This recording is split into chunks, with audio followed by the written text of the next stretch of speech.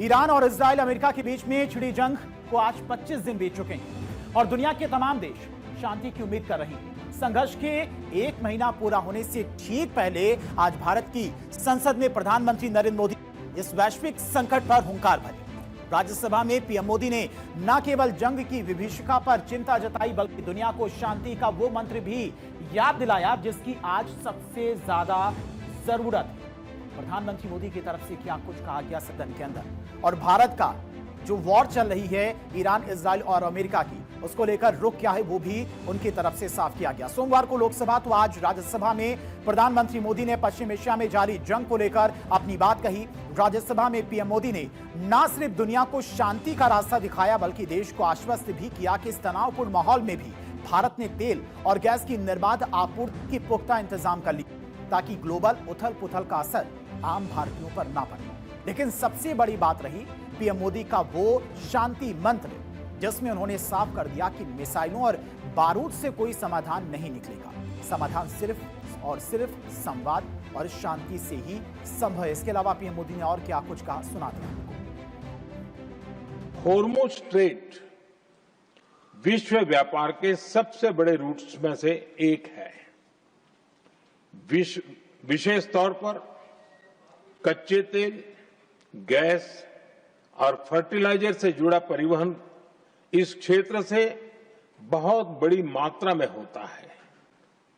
युद्ध के बाद से ही हॉर्मुज़ स्ट्रेट में जहाजों का आना जाना बहुत चुनौतीपूर्ण हो गया है, लेकिन विपरीत परिस्थितियों के बावजूद हमारी सरकार ने संवाद से, कूटनीति के माध्यम से रास्ते बनाने का प्रयास किया है।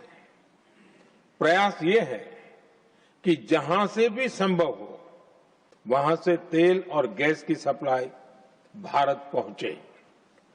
ऐसी हर कोशिश के नतीजे भी देश देख रहा है। पश्चिम एशिया में जारी जंग की वजह से दुनिया की अर्थव्यवस्था पर इसका असर पड़ रहा है क्योंकि हॉर्मुज़ स्ट्रेट से तेल टैंकर की आवाजाही करीब करीब बंद है और इसका इंपैक्ट भी दिखाई दे रहा है। प्रधानमंत्री मोदी ने कहा कि अमेरिका इजराइल की ईरान से जंग जारी रही तो इसका असर लंबे वक्त तक दिख सकता है। दुनिया में महंगाई बढ़ सकती है। भारत का प्रयास है कि तेल हो, गैस हो, फर्टिलाइजर हो, ऐसे हर जरूरी सामान से जुड़े जहाज भारत तक सुरक्षित पहुंचे। लेकिन इस युद्ध से बनी वैश्विक परिस्थितियां अगर लंबे समय तक बनी रहती है तो गंभीर दुष्परिणाम तय है।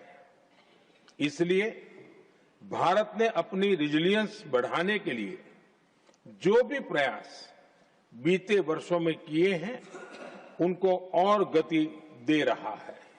मैं आपके माध्यम से सदन को और देश को ये आश्वासन देना चाहता हूं कि भारत के पास क्रूड ऑयल के पर्याप्त स्टोरेज के और निरंतर सप्लाई की व्यवस्थाएं हैं। पीएम मोदी ने आज राज्यसभा में हॉर्मुज़ स्ट्रेट में जहाजों पर फंसे भारतीय नौसेना के जवानों को लेकर भी चिंता जताई। साथ ही पीएम मोदी ने तेल गैस की आपूर्ति सुनिश्चित करने के लिए मेड इन इंडिया जहाजों और भंडारण की मजबूती का रोड मैप भी पेश करते हुए राज्य सरकारों को जमाखोरी रोकने का निर्देश भी दिया। प्रधानमंत्री मोदी की तरफ से और क्या कुछ कहा गया, सुनिए। संकट की स्थिति में देश विदेश में भारतीयों की सुरक्षा हमारी बहुत बड़ी प्राथमिकता है। युद्ध शुरू होने के बाद से लेकर अब तक 3,75,000 से अधिक भारतीय सुरक्षित भारत लौट चुके हैं।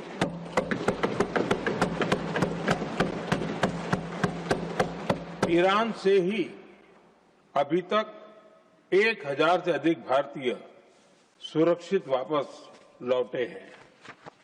हमारी सरकार संकट के इस समय में पूरी संवेदनशीलता से काम कर रही है। सभी देशों ने वहां मौजूद भारतीयों की सुरक्षा का पूरा आश्वासन दिया है। और एक दिन पहले ही प्रधानमंत्री मोदी ने लोकसभा में 25 मिनट की स्पीच दी थी और आज 21 मिनट तक बोले और इस दौरान उन्होंने देशवासियों को कई सारे संदेश भी दिए हैं। तेल, गैस और महंगाई से निपटने के लिए 7 एम्पावर्ड ग्रुप बनाए गए हैं। ये पीएम की तरफ से जानकारी दी गई। Supply chain, petrol, diesel, fertiliser, gas, महंगाई जैसे विषयों पर भी कार्रवाई करेगी। सरकार ने खाद की पर्याप्त सप्लाई के लिए जरूरी तैयारियां भी शुरू कर दी हैं और होर्मुज स्ट्रेट में जारी संकट को दूर करने के लिए भी प्रयास किए जा रहे हैं। बातचीत भी की जा रही कई देशों के साथ में। कालाबाजारी रोकने के लिए राज्य सरकारों से भी अपील की गई है कि जहां पर भी कालाबाजारी हो वहां पर एक्शन लिया जाए। गल्फ देशों में फंसे भारतीयों को भी भारत लाया जा रहा है।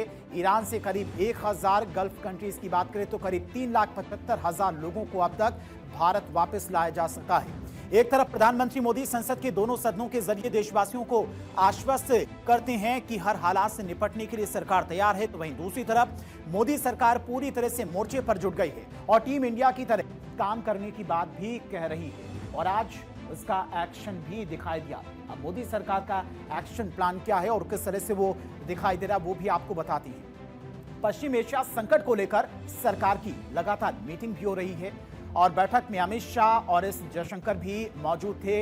इसके अलावा हरदीप सिंह पुरी और जेपी नड्डा भी मौजूद थे। सभी कैबिनेट मिनिस्टर्स इस बैठक में मौजूद थे। इसके अलावा तीनों सेना